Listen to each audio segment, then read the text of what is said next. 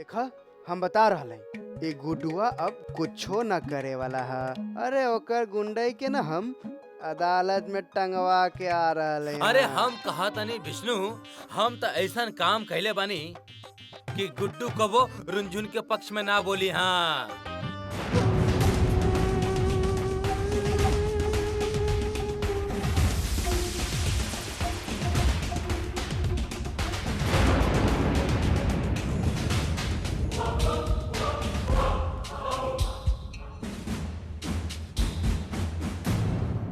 हम कहत नहीं देखा, आज यहाँ से गुडुआ चुपचाप चल गए। हम कहत रहनी ना कि रज्जू पांडे बोलती बंद कर देहला साज।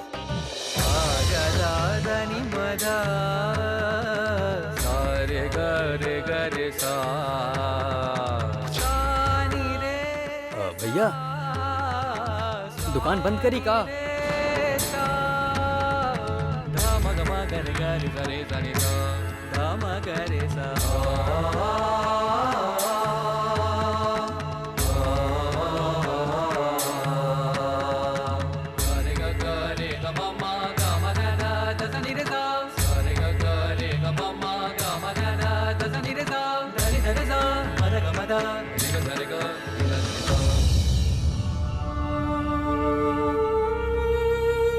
तोहार नातिन के अत्याचार सहे के आदत डाल लेवे के चाहिए, और अगर ना सह सकेली तो दीमक बन जाए।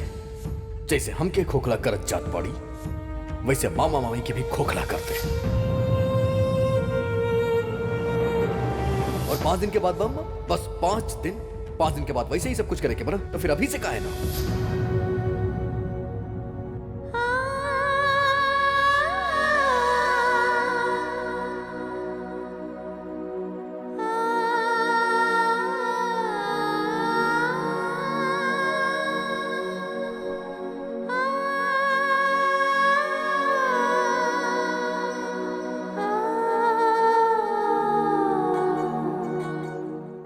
अपनन की भीड़ मां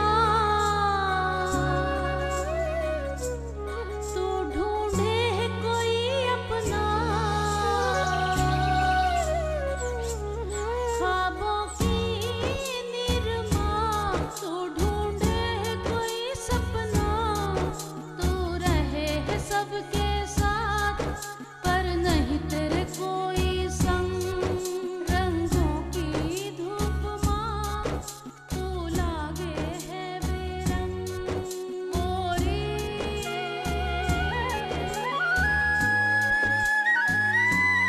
भागो वाली तू कैसन, भागो वाली भागो वाली तू कैसन, भागो वाली।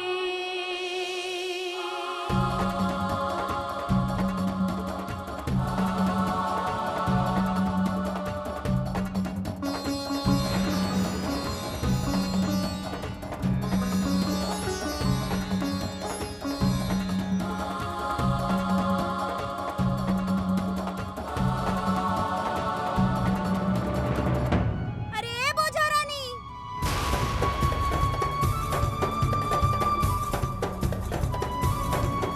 अरे बोझा रानी कहाँ गुम बाड़ू? अच्छा तू ये बतावा तू यहाँ का करल बाड़ू सवेरे सवेरे? अरे मेहमान आवे वाला बड़े, अरे इतना सारा काम पड़ल बा आ तू एजा खड़ा होके नजारा देख रहल बाड़ू? हैं चला अंदर बहुत सारा काम बा, चला चला हम करल बाड़ी, उधर पता ना का देख रहल बाड़ी।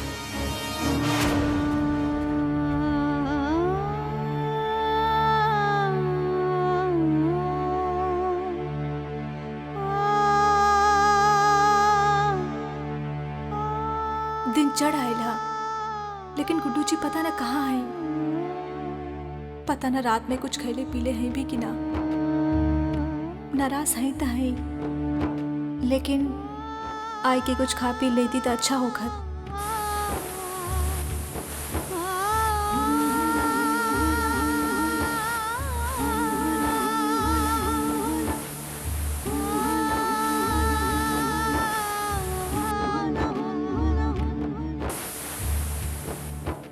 मम्मी पापा, हाय हाय डायमंड का भइल? अब मम्मी वो लड़का वाला आ गई ले। हाँ, हाँ अरे बंटू, ए बिन्नू, अरे विष्णु, अरे कलसन वाली, अरे जल्दी आ जा। अरे आई अरे आई। स्वागत बा आप लोग के।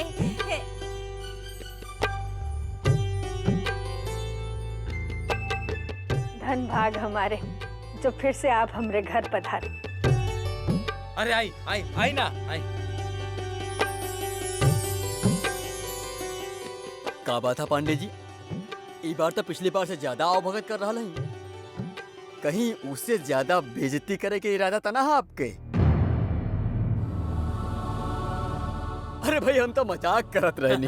अरे नहीं, ऐसन बात कह के हमने के दोबारा शर्मिंदा मत करें। हम भूल चुकल बानी, आप भी भूल जाएं। अब ऐसा ना होगी। अच्छा बताइए समझे जी, कहा ले बाप लोग? चाय शरबत चाहे मिठाई मंगवाई? ना अभी तो कुछ नहीं। पहले जौन काम से आयल बानी वो तो कर ली, चाय पानी तो बाद में होखत रही। पांडे जी कुंडली मंगवाई, कुंडली मिल जाए तो चाय तो हमने लोग पिए भी और साथ में मिठाई भी खाए। अरे बिल्कुल, हम वही ने सब इंतजाम कर देते हैं। हाँ अब बस अभी लेके आवता नहीं। अरे विष्णु बंटू, तू लोग भी समझी वाला हमरा तरह आओ बेटा। बैठी।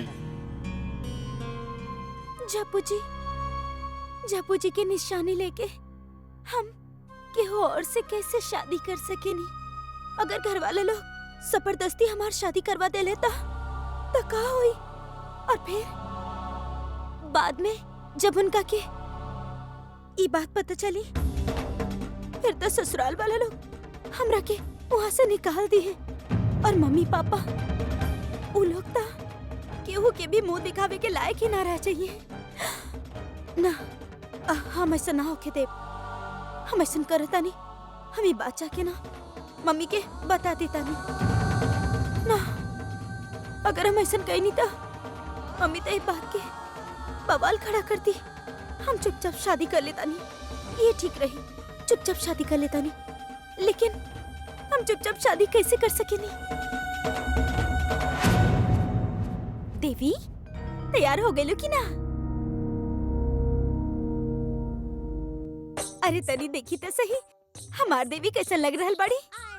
अरे वाह, हमार देवी तो बहुत ही सुंदर लग रहल बड़ी। भगवान ना करे हमार देवी के केहू के नजर लगे। बस एक कमी बा, तनी मुस्कुराए दा तो ये चेहरा और भी खिल जाई। अब चलो, लेकिन याद रखिया कोनो गड़बड़ मत करिया, जैसे वो दिन रेस्टोरेंट में कैले रहलू तू। ठीक बा?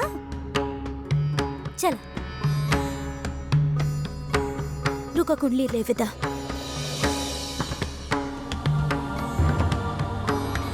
चल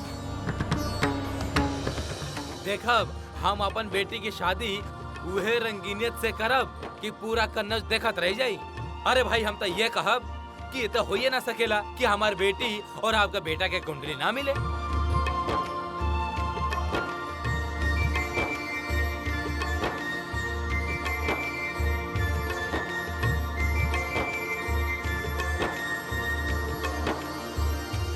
समधन जी, हीली आपके होवे वाली बहू और होकर कुंडली तसल्ली करके देख ली। अरे मिट्ठो जी, अरे सुनिए हमारी बात। आप हम कहते नहीं का करते नहीं आप। अब एक कुंडली रुंझुन से छुपाई है, भागो वाली भी आओ। पांडे जी हम अभी आपके आदेश के पालन करता नहीं। हाँ? अरे हाँ। बोझा अरे रुंझुन बिटिया, अरे रुंझुन मामी। हाँ आवा रंजन। रंजन बेटा, ये महादेवी की कुंडली है। ये कुंडली तू अपना हाथ से पंडित जी के देता। आवा बेटा, आवा आवा। बड़ी बहन भी है ना महादेवी के, द पंडित जी के। इली पंडित जी।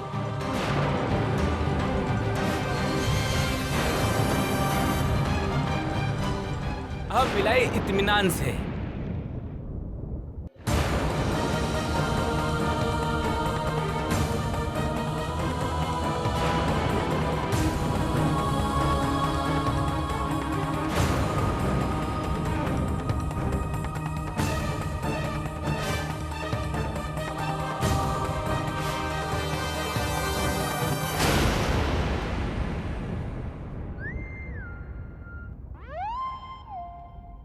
अरे हो गईल सब सत्यानाश। अबे का बहिल? कहीं भागों वाली के कुंडली अम्मा के सामने खुल गई तो कहीं ज्योतिषी बता देलन कि अरे महादेवी तो भागो वाली हा। तो अम्मा के शक ना होई का? हाँ? अबे अम्मा के तो पूरा पक्का हो जाही कि हमनी सब जानत आनी कि वो हीरोइन जौन बाड़ी ना वो भागो वाली बाड़ी।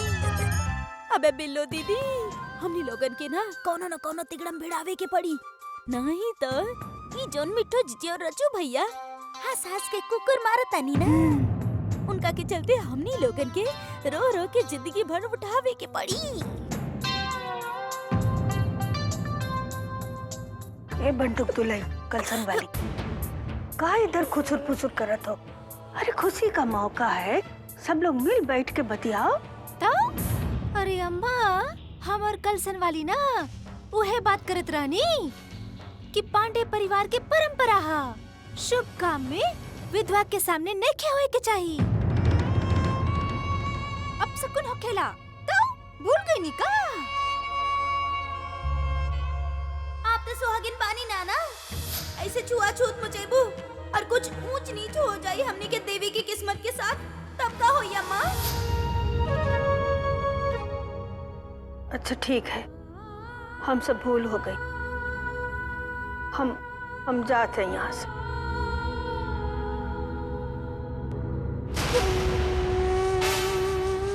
गुड्डू बेटा आ गए?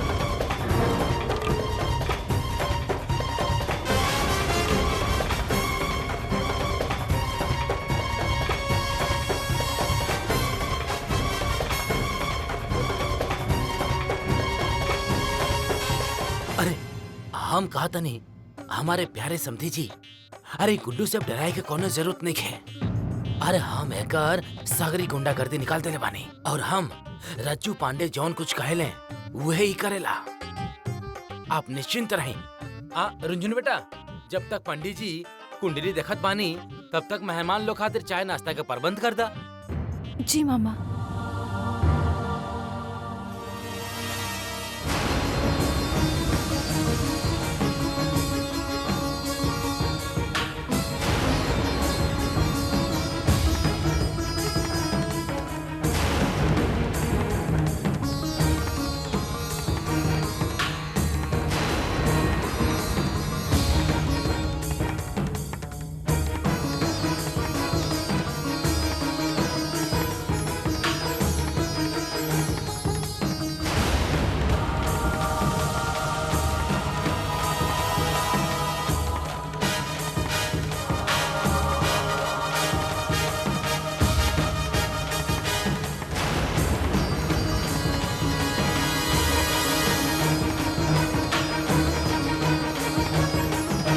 रुंझुन मिश्रा, चुनौती के एक दिन और खत्म, साला शादी के भी एक दिन और खत्म। 26 दिन पूरा हो गए बा, बचल खाली 4 दिन, फिर होई शादी के समापन समारोह।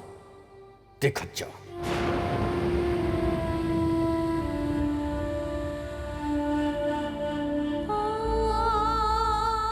समझ में ना आ रहा कि गुड्डू जी अचानक इतना बदल कैसे गई। नहीं उनकरा के ऐसा काहे लग रहा कि हम 30 दिन वाला चुनौती के उनकरा से ज्यादा अहमियत दे रहा है।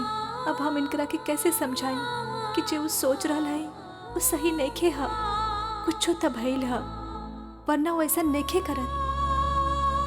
हम तो चाहते हैं कि लोग उनकर इज्जत करें और यही खातिर चाहते हैं कि वो अच्छा बने। 4 दिन बाद गुड्डू जी घर छोड़ के चल जाएं और हमके भी हमेशा खातिर।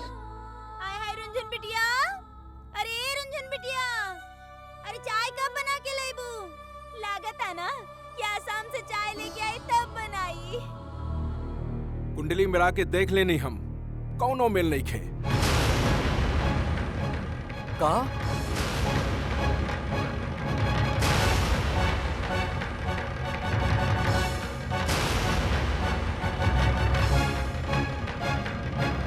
एगो तिल हा तो एगो तार।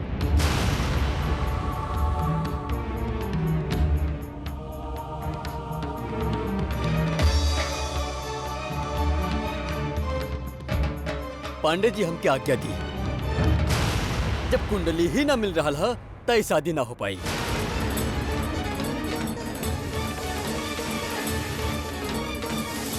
चलिए। अरे एक मिनट,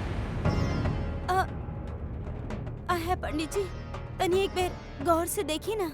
और गौर से देखे की कोनो जरूरत नहीं खे जजमानी, काहे कि वर वधु के कुंडली बिल्कुल मेल नहीं खे खात।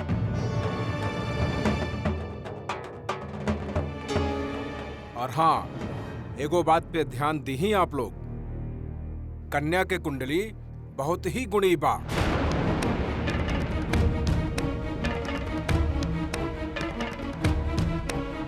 राजयोग हा कन्या के राजयोग। जौना घर में जइहन ना, वो घर धन ध्यान धान्य से परिपूर्ण हो जाई।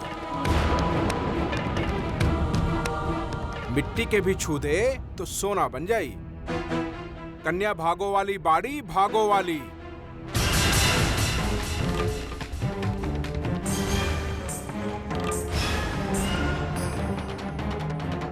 और वो हिसाब से लड़का की कुंडली देखल जाए तो बहुत ही कमजोर बा। का बात कर रहल बानी पंडित जी? हमनी तो समझने की देवी के कुंडली ना मेल खा रहल बा। अरे पंडित जी अगर सही कह रहा नहीं था हमके कौन इतराज हो खेला। जितना जल्दी हो सके आप शादी कह दी। हम कहता नहीं भाई साहब, अब आप हमार होखे वाला भाभी समझी नहीं खी। हम पूछते नहीं मिठो जी, आपका कहता नहीं, हम जन कहनी। हाय हाय पांडे जी, अरे का बात कर ले बानी आप। अब तो हम हूँ अपन देवी खातिर कोनो भागो वाला दुल्हा ढूंढब। अरे ना समझी जी, आपके बिटिया के हम बहू मान चुकल हैं। हम मान लेने कि आप हमार बेटी के अपन घर के बहू बनावल चाहता नहीं, बनाई भाई, हम इनकार नहीं करत, लेकिन हमारे को शर्त बा।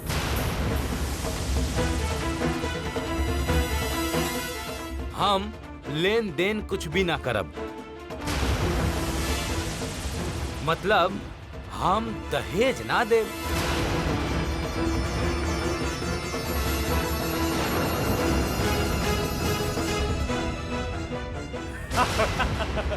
अरे कैसन बात कर रहा है पांडे जी?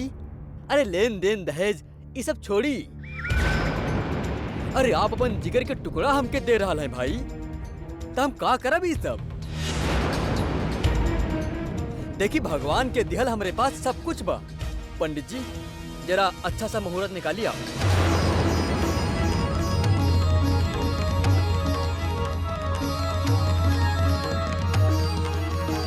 जजमान, शादी के लिए 2 दिन शुभ बा। पहला शुभ मुहूर्त बा ठीक 1 हफ्ता बाद, और दूसरा शुभ मुहूर्त बा 6 महीना बाद।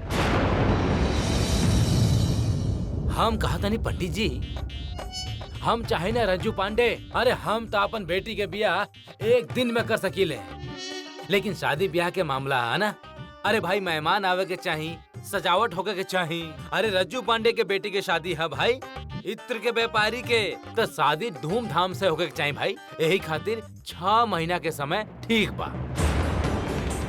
अगला हफ्ता अगर हमारी शादी हो गई तो हम बिना अबॉर्शन कराए रह सकेंगे। पंडित जी 6 महीना के बाद के मुहूर्त फाइनल करिए, आप लिखिए। आय हाय देवी, कोनो परेशानी बा तब बोला। हाँ, हम चाहत रहने की, हमार मतलब बा हम। आय हाय देवी, तू का चाहता डू कि 1 हफ्ता में तो हर ब्याह करा दी?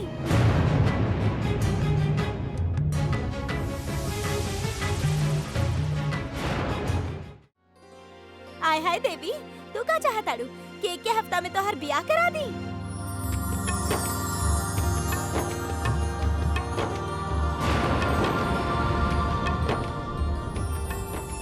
अरे जब देवी ही राजी बिया तो का आपत्ति बा? एक के हफ्ता में शादी हो जाई। पांडे जी, हम ही कहता नहीं कि जितना जल्दी हो सके ना उतना जल्दी कह डालिए। भाई लेन देन वाला बात तो कुछ हुआ ही ना, बस इंतजार ना करिए और कह डालिए आप। हम कहत नहीं, जैसन आपके मर्जी।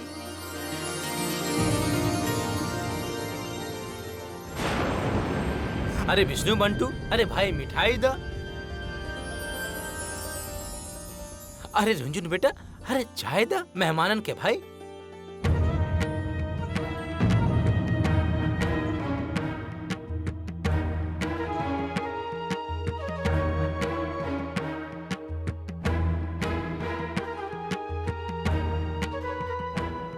ये महादेवी के इतना जल्दी काहे आज शादी करेके?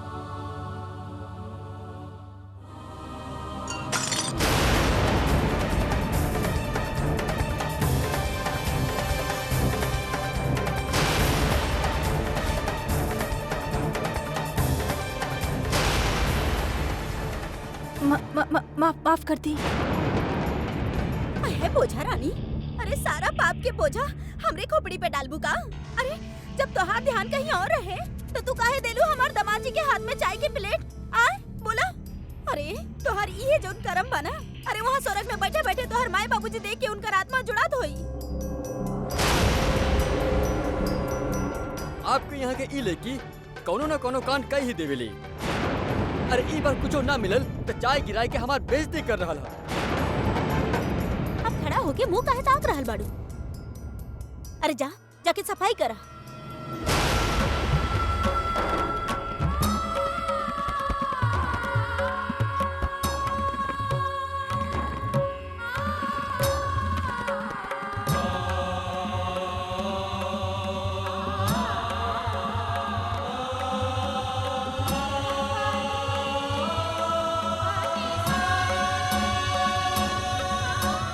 बोझा रानी,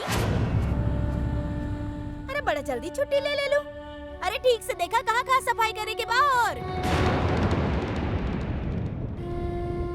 मामी सब टुकड़ा उठा लेनी है। आय हाय बोझा रानी, अरे तोरा बस अखिया बाह की ना, ठीक से देखा। ओ दामाद जी के जूता पे चाय गिरल बाकी ना, चलो साफ करो हो जा।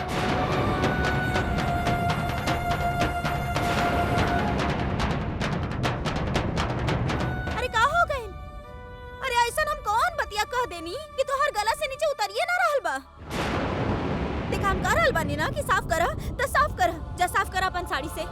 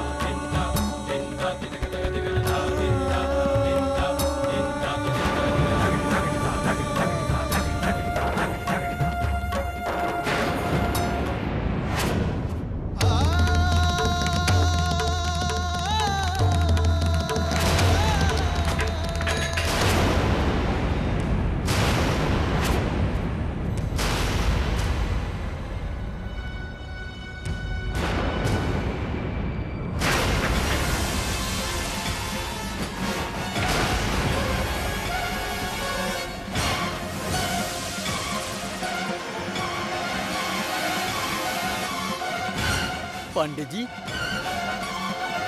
ये कैसे आवाज है?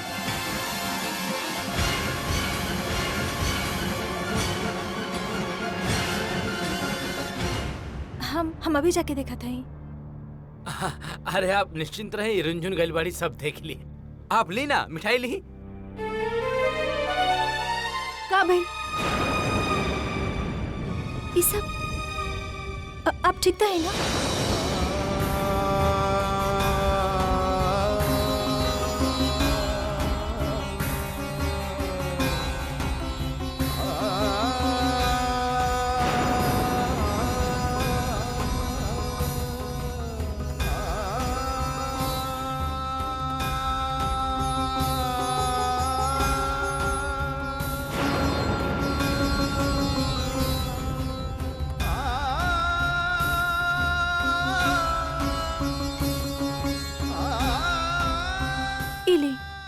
चप्पल पहन ली।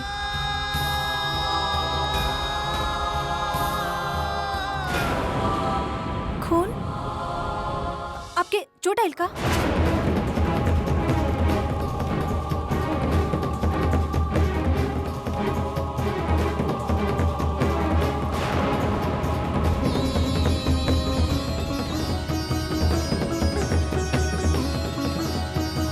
बैठी।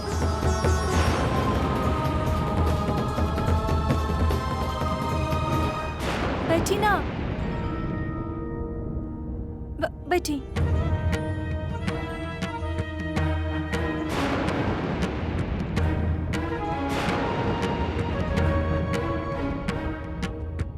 तू जा, हम ठीक बानी। अरे कैसे ठीक है? देखिए ना घाव कितना गहरा है।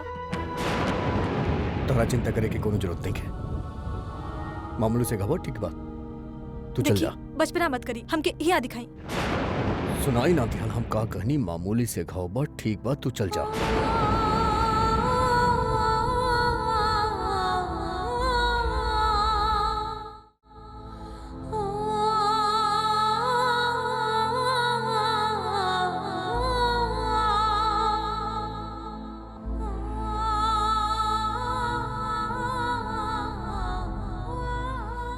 हमके मालूम है आप हमरा से काहे नाराज हैं।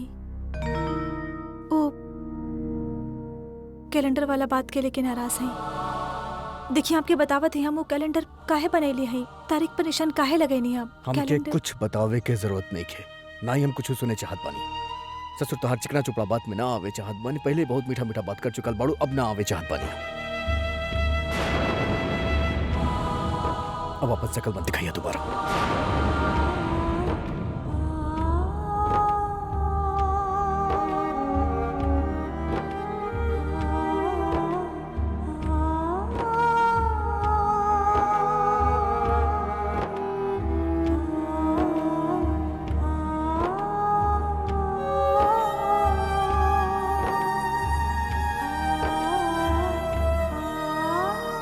आई आई आई हम कहता नहीं आपसे मिलकर बड़ा खुशी भइल तिवारी जी।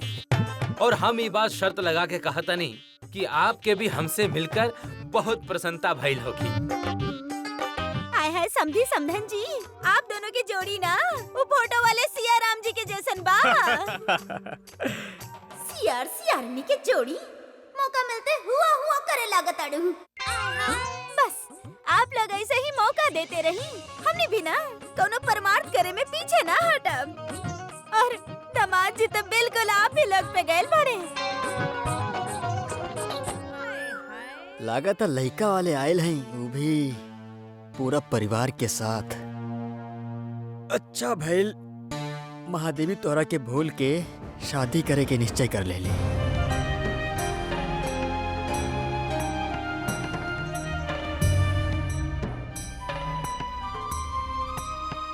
पांडे जी काफी समय हो गई है, हम आज्ञा चाहब। हाँ। चला थे समझन जी।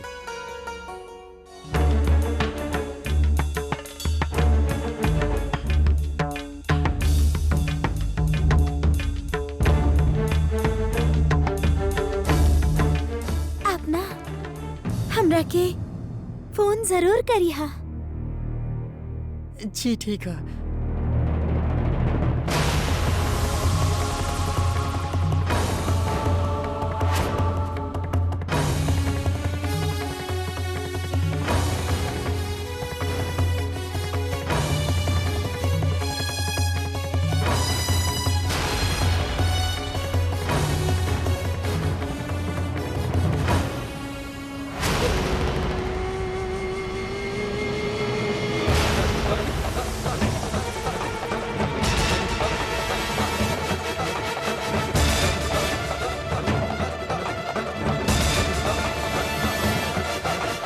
हम कहता नहीं, अरे बहुत कम दिन बचल बा शादी खातिर मिठो जी, आई बहुत सारा काम बा, आई। का बात है बेटा, का बात है झब्बू, बहुत बढ़िया बहुत बढ़िया। ससुर तुहार खून जेबा वो खून है, और दूसर के खून वो खून ना है, पानी है। ससुर तू जे करा वो झबेश्वर प्रसाद रंगीला है। तू ही चाहला कि लड़की रोवत रहे, गिड़गिड़ावत रहे, आगे पीछे तोहर घूमत रहे। हाँ, उ रोत रहे तो बड़ा मजा आवत रहे तोहरा क्या? तो हम तोहरा के ससुर ई कह रहल हई कि अब ज्यादा एहर ओहर ना करा, मंदिर में जाई और ली प्रसाद, ज्यादा ना 5 रुपया के, और दी भगवान के धन्यवाद कि प्रभु जान छुड़ाई। का बात बा कुक्कन, बेटा सही कहा तारे। बड़ा लड़की के चक्कर में फसल, मतलब बर्बादी के फार्म पे साइन कइल। का ससुर जीते ता बर्बादी, हारे ता बर्बादी। अब बेटा जब्बू, अबे खुश ना हो बे, महादेवी से पीछा छूट गइल तहार। ठीक बा बेटा, आजादी के जश्न मनावा अच्छा से। का बना 4 दिन बाद हम आजादी के जश्न मनाई तोरा साथे, देखिया तू। का हाँ? सही बना कुक्कन? हाँ भैया। सही बा बेटा, सही बा, एकदम सही बा। भैया एगो बात पूछी? आपके चेहरा सूखा सूखा का है भैया? मतलब आपके चेहरे पे वो मुस्कुराहट जैसन कुछ है, लेकिन आपकी आंख खुश ना है भैया।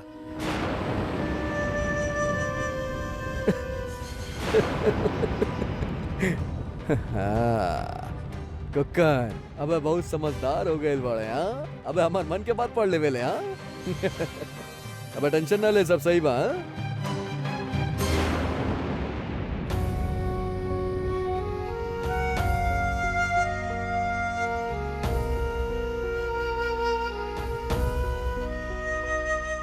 अम्मा कितना उदास हैं। हमार वजह से पहले से ही बहुत परेशान है। हम अपन रोनी सूरत दिखा के उनकरा के और दुखी ना करे के चाहते हैं।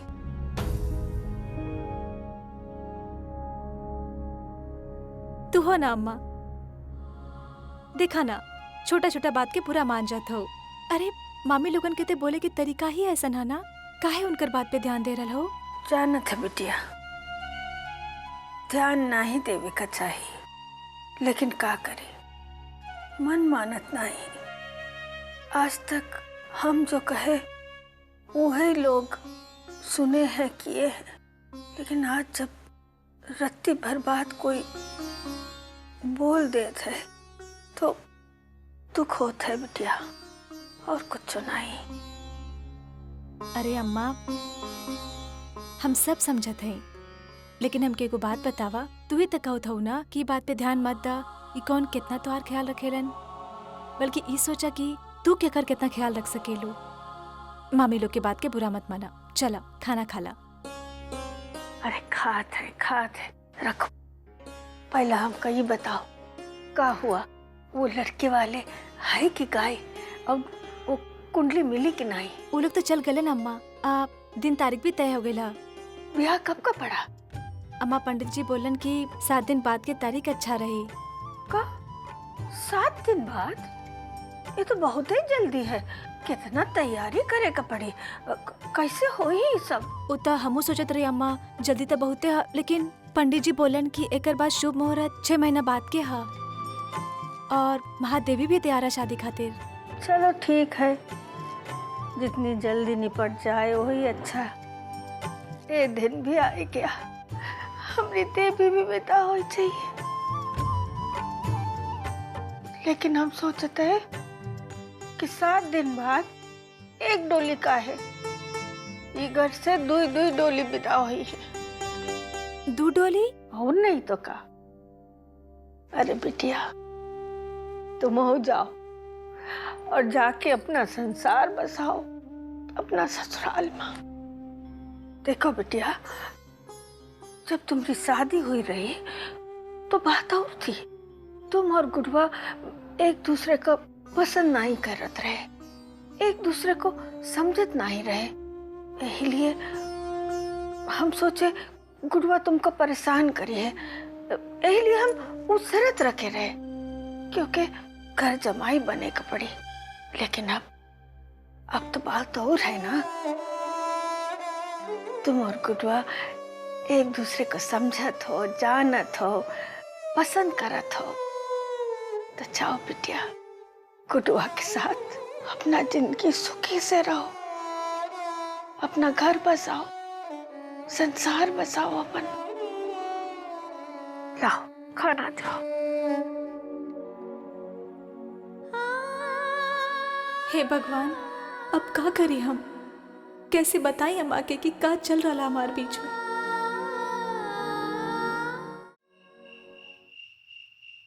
हम कहतनी मिठो जी का दाव खेलले बानी हम आज। अरे हम कागज के तलवार और नकली कुंडली से डरवा दहली उ लोग के।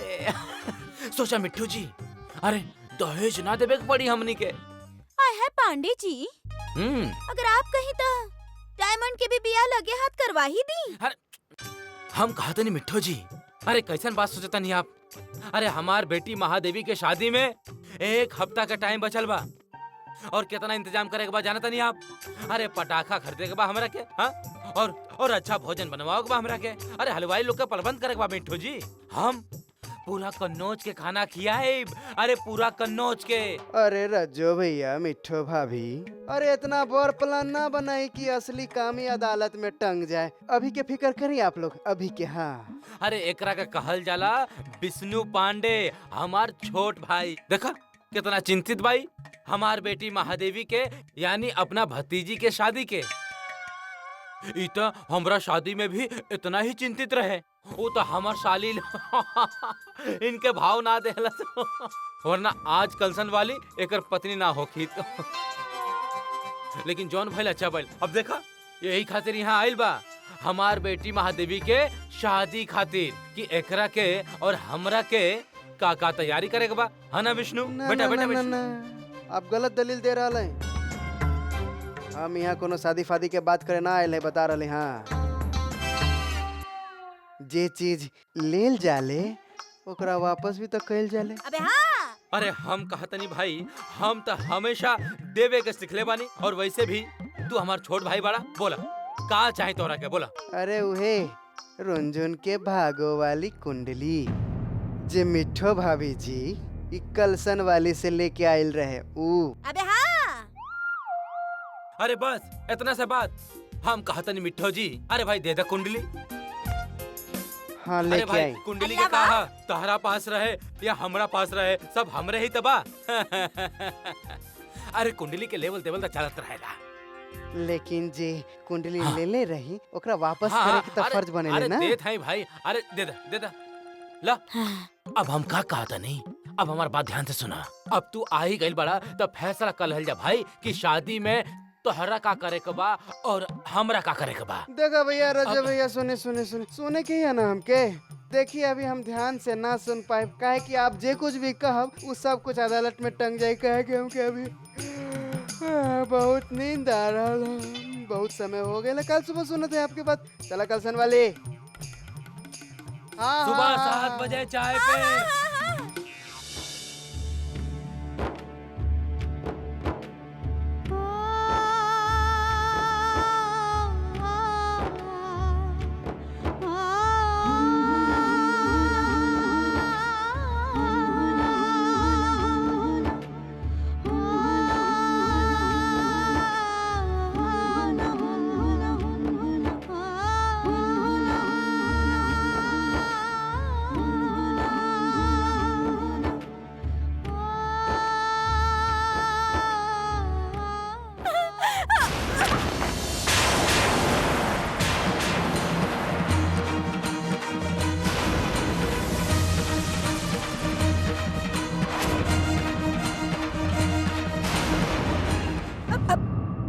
विष्णु पांडे। हाँ। अरे कुंडली, कुंडली उठाओ।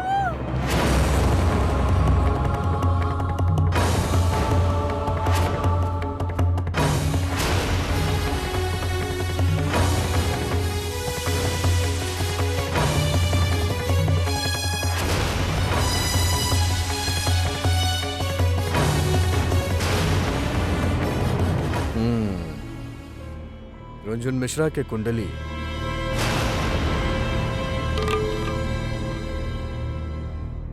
ससुरी महादेवी के साथ रुंझुन मिश्रा की कुंडली कैसे बनी?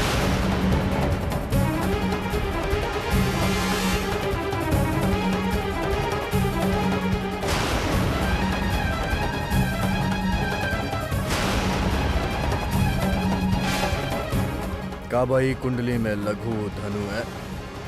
अरे गुड्डू, तोके कुंडली से भला का लेवे देवे क्या?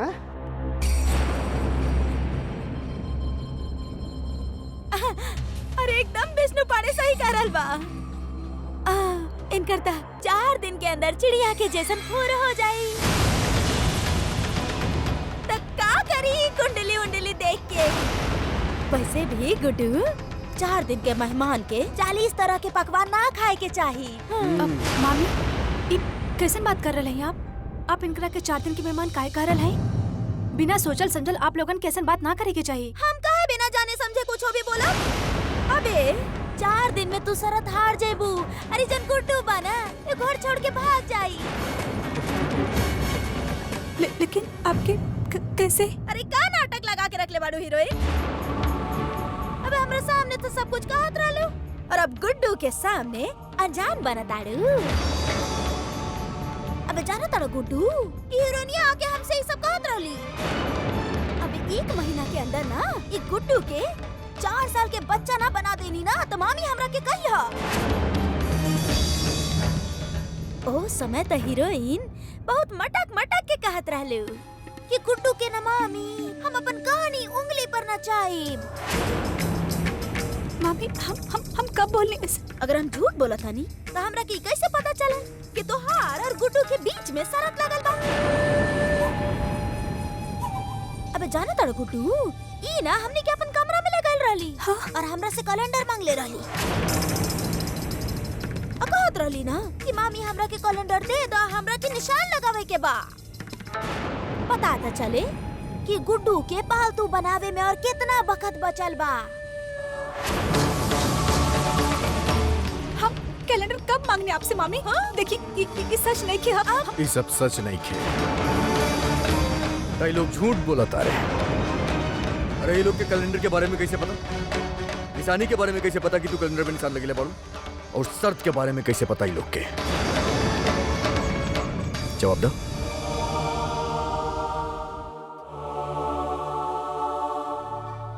कौन लगाया कैलेंडर पर निशान? हाँ अब विष्णु पांडे काहे टेढ़ा हुए जात हो? कुछ नहीं अम्मा, कुछ का छुपावत हो गुरता माँ? वो पैसा डाले तो कैसे डाले छोड़बे ना अरे अम्मा तरह का सवाल वाल पूछे के रोग लगे बा। अबे जब देखा था आते ही सवाल पे सवाल दाग दे बेलू। चुप। जो कुलच्छन करना है करे, जो नौटंकी करना है करो। हम तो बस यही कह के लिए आए हैं कि 7 दिन के बाद देवी का शादी है। वो का विदाई के साथ झुनझुन का भी विदाई हुई है। वो दिन ही घर से 2 डोली उठी है। गुड्डू बेटा जब तुम्हारा ब्याह हुए रहा तब हम यही चाह रहे कि तुम घर जमाई बनो, लेकिन अब हम चाहते हैं कि तुम झुनझुन का अपन घर ले जाओ, ससुराल का सुख भोगे का दो।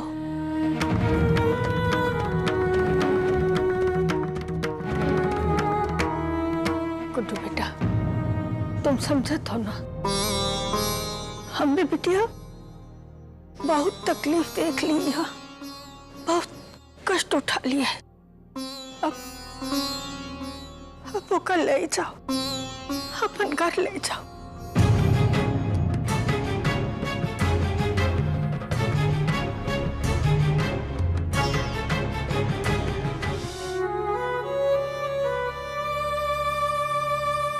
ले जाओ हमारी बिटिया को और अपने ससुराल का मान दो। हम जानते हैं तुम हमारी बिटिया का बहुत ही ख्याल रखोगे। अरे अम्मा तू हमारी बात समझे? तुम यही कहे का चाहत हो ना कि समय बहुत कम है, यही सही वक्त है। वो कल ले जाओ अपन साथ, अपन घर ले जाओ। बस हम और कुछ नहीं सुनिए।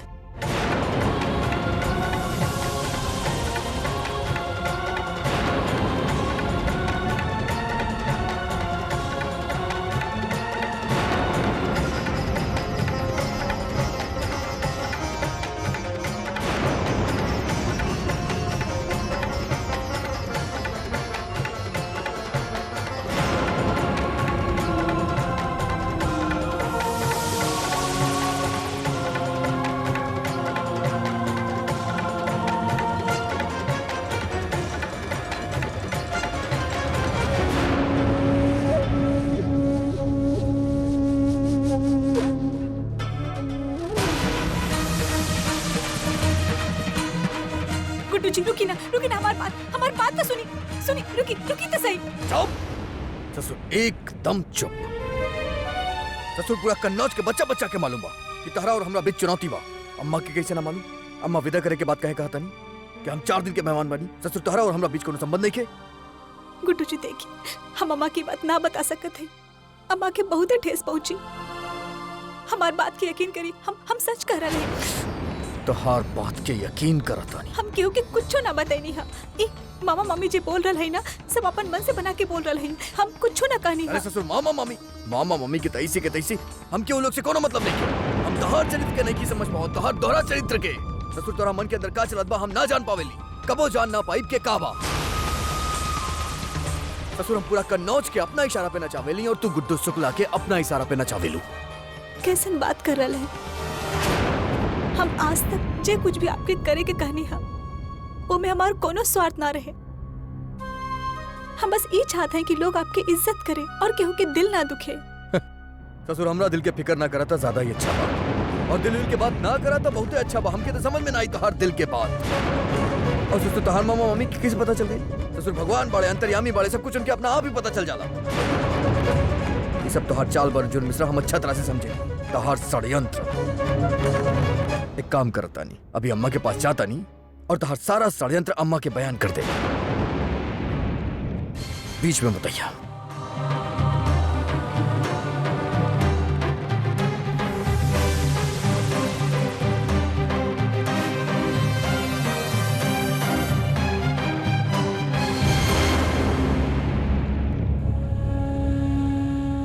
हम का करें? कैसे बताएं कि हम कबो सपना में भी उनका नीचा दिखावे की कोशिश ना करी, लेकिन फिर भी उनका लगा था कि हम अभी भी हमके यकीन ना हो रहा कि 3 दिन बाद ये हमके छोड़ के चल जाइए और शायद कबो भी लौट के वापस ना आई।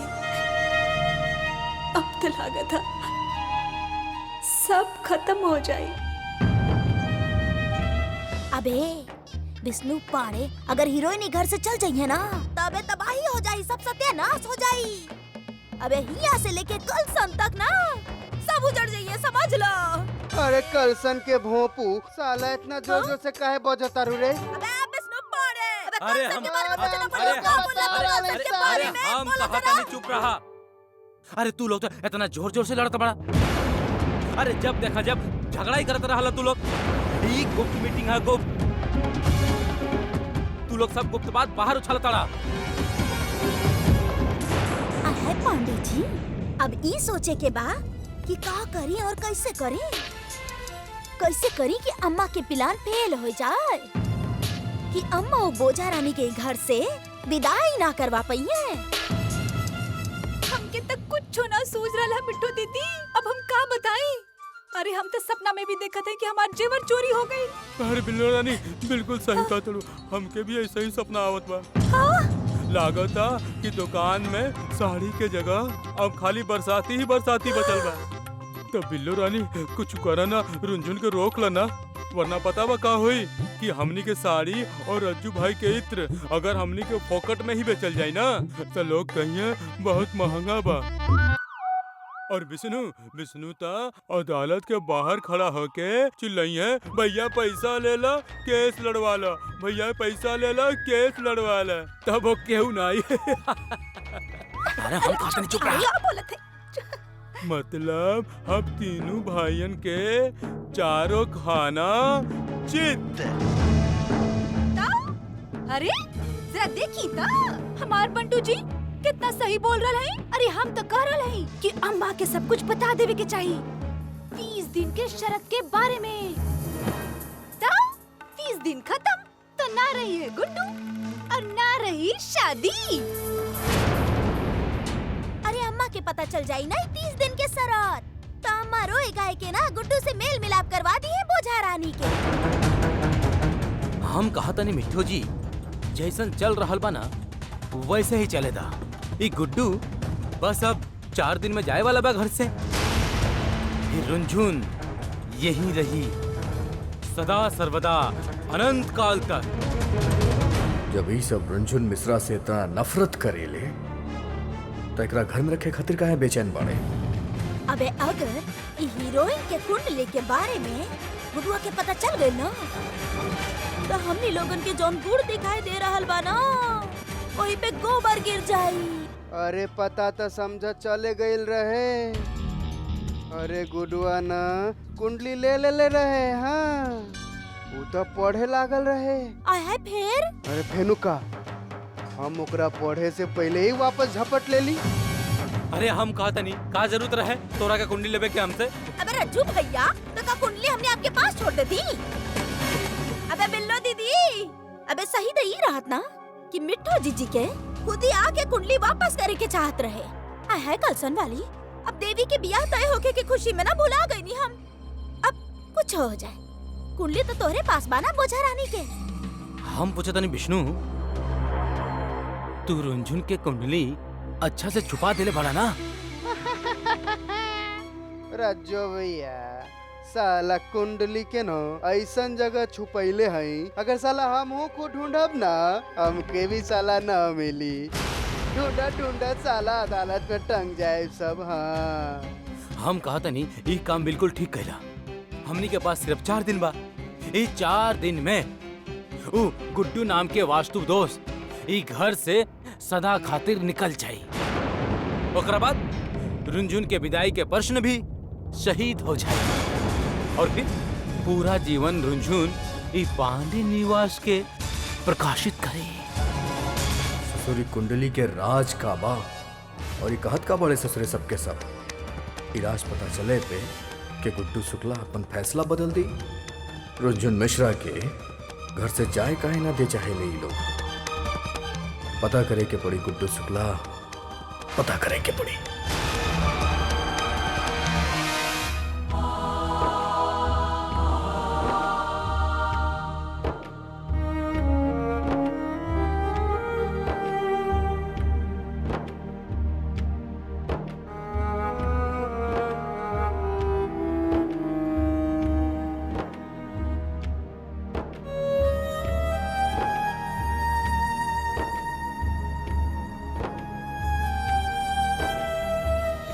अगर गुड्डू जी हमके छोड़ के चल जाइए और अम्मा हमरा से पूछिए तो हम अम्मा के का कहब? और अगर सच में गुड्डू जी अम्मा के चैलेंज के बारे में बता दी है तो अम्मा के बहुत सदमा पहुंची जब उनकरा के पता चले कि गुड्डू जी 3 दिन बाद घर छोड़ के जा रहा है। जाने का सोच के रख ले हैं वो सब खत्म हो जाए, उनकर खुशी के फिर से ग्रहण लग जाए। हे भगवान, क्या करी हम?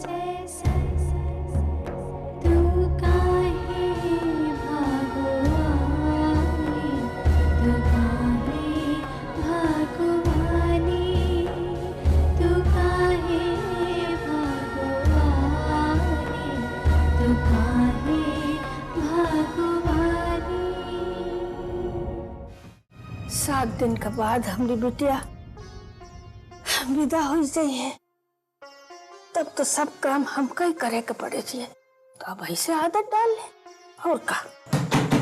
कौन? अम्मा हम बानी गुड्डू। अरे आजा बेटा, दरवाजा खुला है, आओ बैठो बैठो।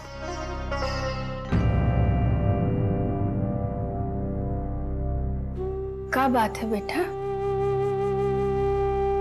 अच्छा हम समझ गए, तुम रुंझुन का विदाई के बारे में बात करे का चाहत हो। कोनो परेशानी, कोनो दिक्कत है का बेटा? अरे अम्मा।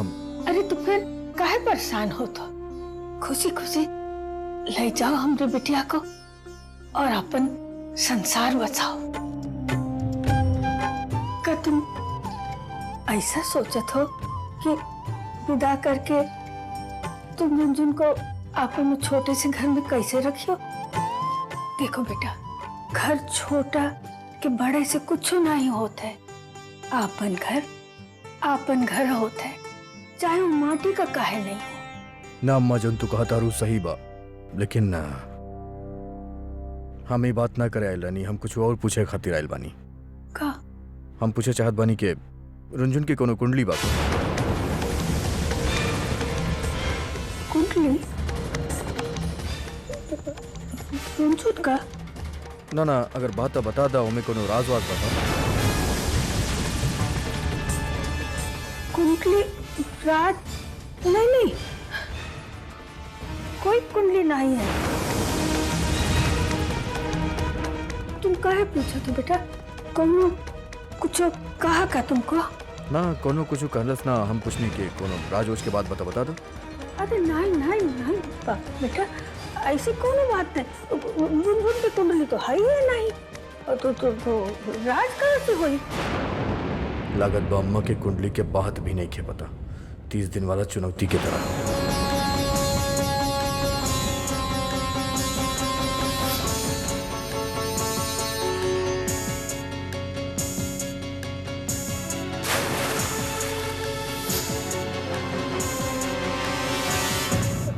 कोनो परेशानी की शंका है का बेटा? ना अम्मा, कोनो परेशानी वाली बात नहीं खे, कोनो शंका वाला बात नहीं खे। ठीक बा अम्मा, हम चलता नहीं, तू आराम करा।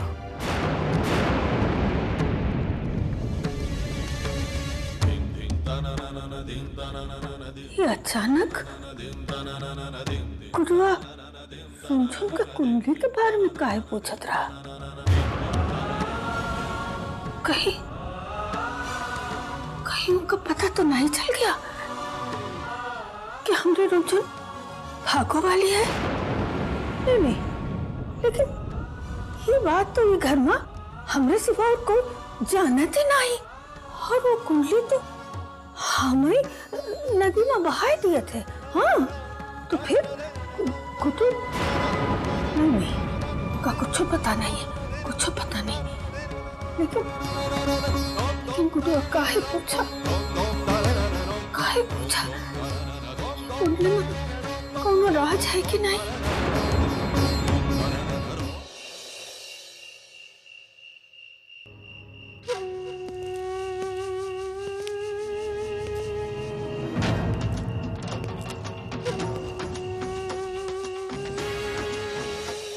अभी अगर हीरोइन के कुंडली के बारे में गुरुआ को पता चल गया ना, तो हम लोगन को जो गुड़ दिखाई दे थे ना, वो पे गोबर गिर जाइए। ससुर कुछ तो गड़बड़ बा। ना तो पांडे लोग रंजन के कुंडली काहे छुपावत आ रहे। जरूर कोनो जानदार बात बा में, और वो बात लिखल बा कुंडली में, जौन ई लोग हमरा से छुपा रहल बारे।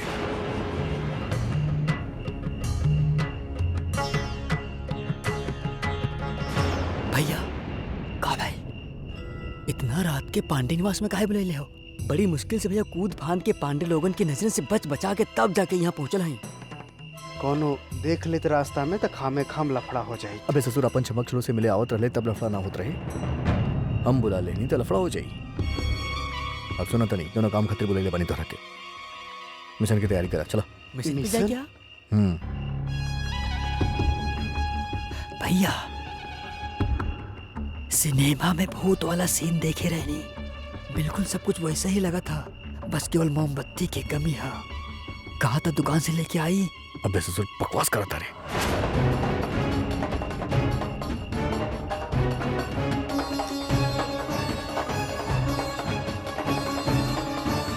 भैया, हमको एगो बात समझ में न आ रहा कि कन्नौज के राजा हर्षवर्धन द्वितीय के इस चोरन के जैसन पांडे निवास में घुसे की का जरूरत था, और वो भी जहाँ आप रहा थे वहाँ।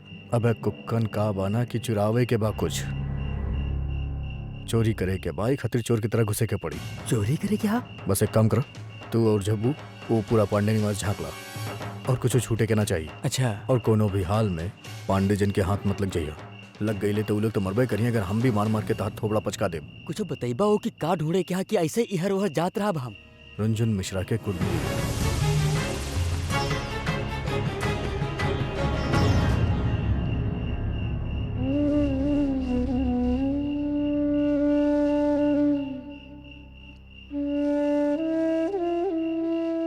ससुर पूरा कन्नौज के बच्चा बच्चा के मालूम बा कि तहरा और हमरा बीच चुनौती बा। अम्मा की कैसे ना मालूम? अम्मा विदा करे के बारे में कहे कहा था कि हम 4 दिन के मेहमान बनी, हमरा और तहरा बीच कोनो संबंध नहीं के। ये सब तहर चाल बा रुंझुन मिश्रा, हम अच्छा तरह से समझे। तहर षड्यंत्र। एक काम करता नहीं, अभी अम्मा के पास जाता नहीं, तहर सारा षड्यंत्र अम्मा के बता दे। ना, ये अब का कर देने? हम ऐसा काम काहे करी कि अम्मा के सर शर्म से झुक जाए। मामा मामी लोग तो अम्मा के जान से मारे की कोशिश कर ले रहे, लेकिन हम तो उनकर आत्मा पे वार कैनी है। अम्मा हमेशा कहत रहे एगो हम ही तहे जकरा पर भरोसा करत है। आज हमार एगो गलती की वजह से अम्मा के भरोसा टूट गईला और हम का मुंह दिखाई अम्मा के, का बताई कि का भइली सब, काहे ना रोक पैनी हम गुड्डू जी के।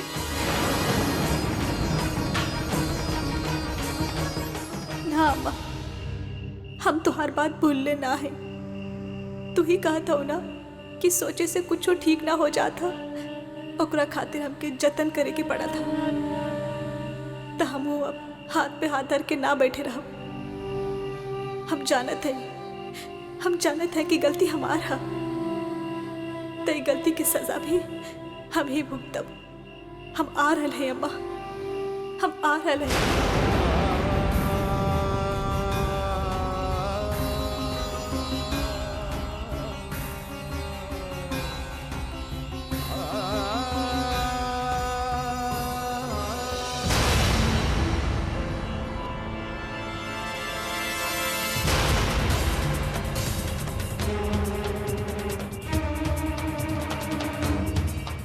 गुड्डू जी, लेकिन यहाँ तक क्यों ना?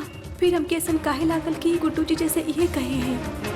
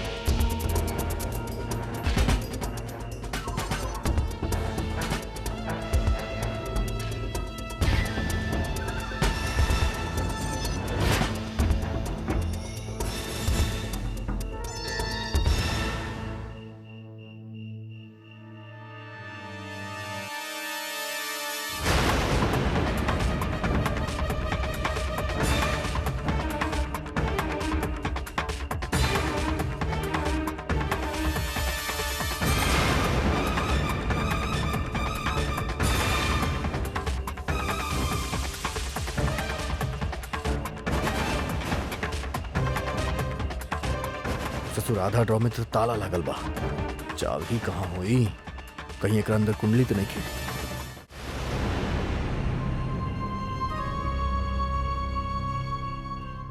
हम पूछे चाहत रहनी के रुंझुन की कोनो कुंडली बका ना, अगर बात बता दा ओमे कोनो राज वाज बका। आज अचानक गुड्डू रुंझुन का कुंडली के बारे में काहे पूछत रहो?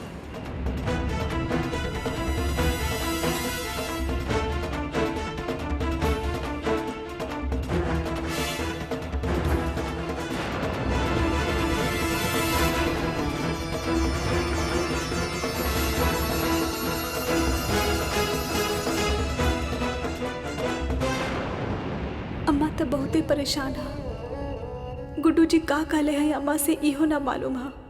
ना, अभी अम्मा से ही 30 दिन के शर्त वाला बात करे ठीक ना होए।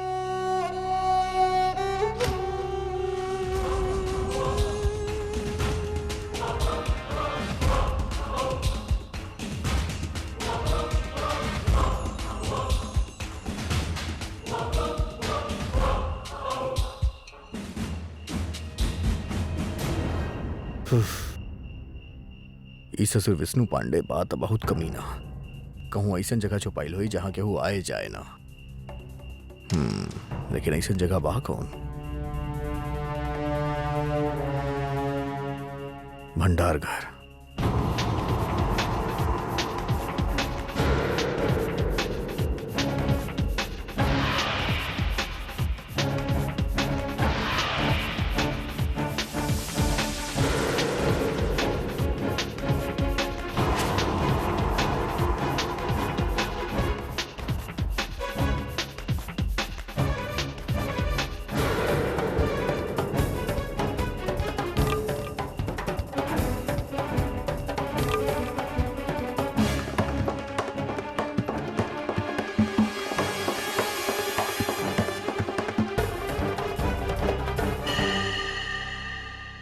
अम्मा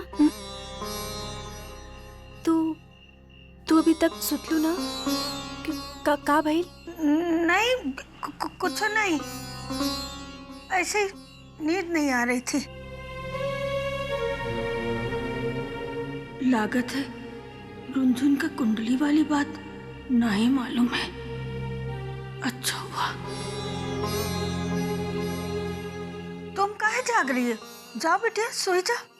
ना अम्मा, लावा हम तो हाथ पैर दबा देते हैं, तू सुते की कोशिश करा।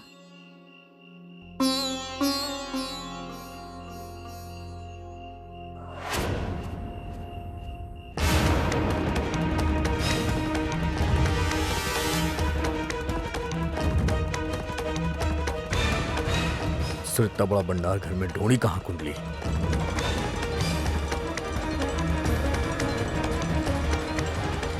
अबे विष्णु पांडे कहाँ छुपा के रख ले बाड़े देख कुंडली।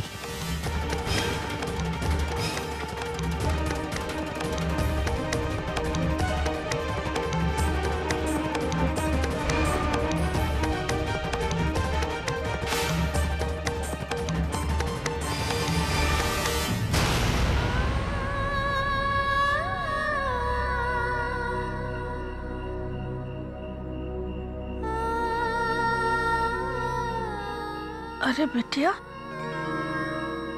रात बहुत हो गई है, जाओ तुम सो जाओ। हम सूत जाए ब्रह्मा, तू सुते की कोशिश करा, थोड़ा देर और दबा देते हैं। बहुत जिद करत हो तुम।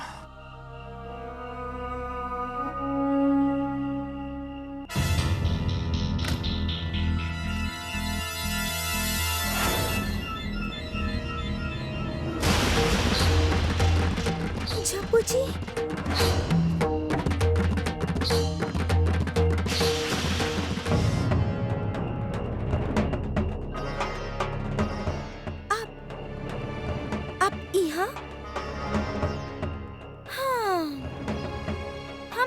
समझ गए नी जब्बू जी, आप यहाँ हमरा खातिर आयल बानी ना? आपका हमार बगैर मन न लग रहल बा, है ना जब्बू जी? हमार दिल आपके ए तरह ना दुखावे के चाहत रहे, अब आपके ऐसा लग रहल होई कि हम आपके माफ करब भी कि माफ ना करब। अरे अगर तुहार दिमाग खराब हो गया है तो जाके अपन दिमाग के इलाज करावा। अरे तुहार जैसन लड़की के साथ तो हम बातों न करल चाहते। माफी वाफी तो बहुत दूर के बात था।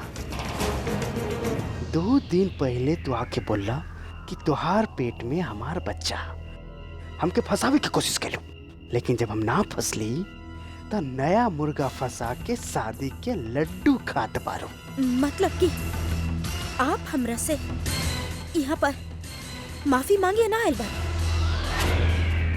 तो फिर कहा कर आयल बानी आप ऐजा पर? अरे वो तो हम ऐसे भी यहाँ पर कुछ ढूंढे। हम सब समझ गए। पहले हमरा के अच्छा से बहलेला, हमरा के फसलेला, फिर हमरा के धोखा देला, और फिर हमरा से शादी करे के वादा करके अपन वादा से मुकर गईला। और आज जब हम आपन इज्जत बचावे खातिर केहू और से शादी करे के तैयार हो गई तो आप हमरा के भला बुरा कर रहल बानी। हाँ, और का करी आप कि आप हमरा से माफी ना मांगे वाला। हाँ, जब जी आप जैसन इंसान तो माफी के लायक नहीं है। अगर आप चाह भी ना तभी हम आपके कबो माफ ना करा। आपके हम बता नहीं कि हम का कर सके नहीं। अभी बता नहीं। अब चोर चोर चोर जल्दी आई, हमारे कमरे में कोनो चोर घुस गइल बा। चोर हमारे कमरे में कोनो चोर घुस गइल बा। जल्दी आई चोर। ये तो महादेवी की आवाज बा। अरे चोर आ गइल बा हमरा कमरा में। चोर अरे ये तो देवी की आवाज है। चलो देखो तो। क्या? अरे बंटू जी चोर हमारे जेवर बंटू जी। अरे बंटू जी पकड़ के रखे। बंटू जी अबे चोर। अरे ठहर साला, अभी हम तो के अदालत में टंगावत ही ससुरा। ससुर हमरा रहते पांडे निवास में चोरी, ये कौन है तमाशा बा? अरे रुका, मेरी लाठी लेके गई कहाँ? चोर कहाँ बा? ए रुका, कहाँ गई? साला तो जम बता चोरवा हो कहाँ? अरे देखा साला तो जम बतावत चोरी। पकड़ा चला। ससुर चोरी करेला। चल चोर पकड़ ले। अरे छोड़ा। चल चोर कहीं के चल। कहाँ बस ससुराई चोर।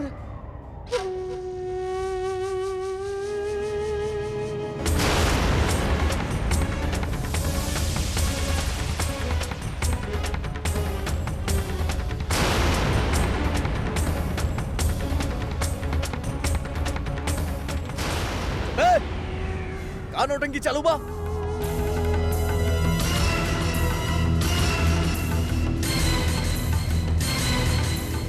गुड्डू भैया की वजह से छोड़ देनी, नहीं तो बंटू भी तोहार हम बंटा धार कर देती। अरे चोरी हमार बंटू जी के ई बतावा कि काहे आयल डाला हमार कमरा में चोरी करे। साला मारा बे कैसे सारा गर्मी ये निकल जाए। अरे देखा था, एक तो चोरी ऊपर से सीना चोरी। चाचा अब अम्मा ये हमार कमरा में आ गए रहे चोरी करे खातिर।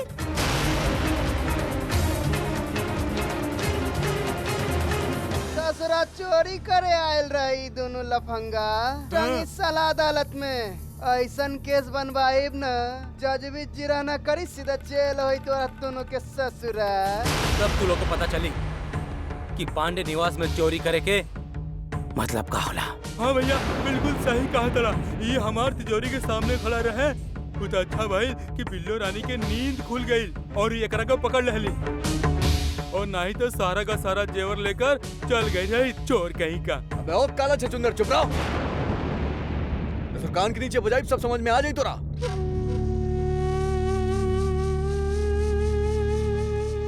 अबे गुड्डू शुक्ला, रंगे हाथ पकड़ायल गइल बाड़ा तू दोनों रंगे हाथ। और हाथ के रंग जब चेहरा पर लागी तोहरा तो मुंह तक काला तोहार होबे करी। साला चोर ना बाड़ा तो भंडारगढ़ में क्या करत रहल रे? अरे तोहार पालल दोनों चमचा ये आधी रात के साला पांडे निवास में कौन जांच पड़ताल करत रह रे?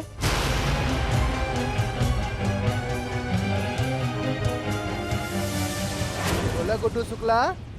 अरे बोलत का ना बाड़ा समय ना हमरा पास सारा सबूत तुम्हारे खिलाफ बता रहा है। साला हाय विष्णु भाई साहब, अरे ई का कही? अरे हम बतानी बस 3 दिन के तो मेहमान भाई घर में।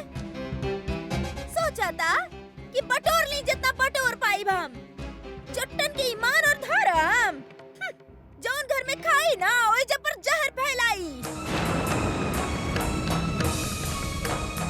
तो अरे मिट्टू दीदी बिल्कुल सही करल है। ई तना शुरू से ही नजर गड़ा के बैठल है हमारे जेवर पे। अबे फनिया ना जाके पुलिस के फनियागा। अरे अभी बुलावत है पुलिस के। अरे हट जा रुक, हमके मत रोका। मामा हम आपके हाथ जोड़त हैं, पुलिस के मत बुलाइए। हम कहते नहीं विष्णु, रुका। हम कहते नहीं रुंझुन, आज तोहरा कहला पे हम ही सबके छोड़त बनी। आज के बाद ही पांडे निवास में ये हरकत ना होगा चाहिए। बस का बस बे चतुर का बस ज्यादा चपड़ चपड़ के लिए तो कान के नीचे बजाई तो थोबड़ा लाल हो जाए अभी के अभी। और तू काहे माफी मांगा तरू? हम चोर दिखेली तोरा के शकल से, हम अपना घर में चोरी करब। कुट्टू सही तो कह रहा है, काहे तुम माफी मांग रही हो इन लोगों से? अरे तुमरे मामा मामी जब देखो तब किसी को भी चोर मान लेते हैं। और गुड्डू अपने घर में चोरी काहे करेगा? अरे अम्मा अपन घर में ना, ई त एकरा लागी एकर दुश्मन के घर है। ई गुडुआ यहाँ सिर्फ 3 दिन के मेहमान है।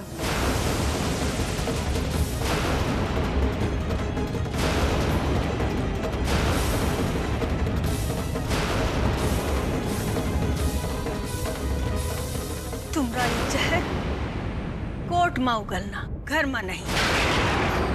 और गुड्डू का है 3 दिन का मेहमान है। हाय हाय अम्मा, हम बतानी, हम सब जानतानी कि बोझा रानी जब बिया ना गुडुआ के साथ शरत लगेले बड़ी शरत।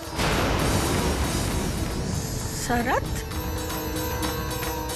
अरे 30 दिन में गुडुआ के बदल दी बोझा रानी, ये शरत लगेले रहली।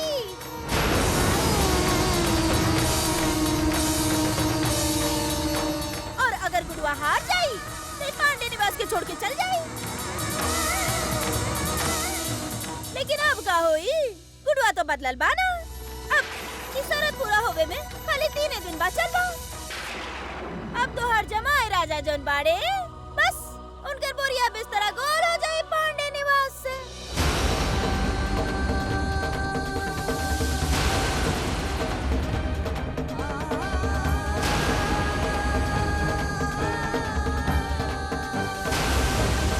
सही कहा था ससुर। 3 दिन के बाद 3 दिन के बाद सारा परेशानी खत्म, सारा नौटंकी खत्म। ससुर बहुत हो गई नौटंकी। मैं कुकन जब्बू चल यहाँ से। गुड्डू गुड्डू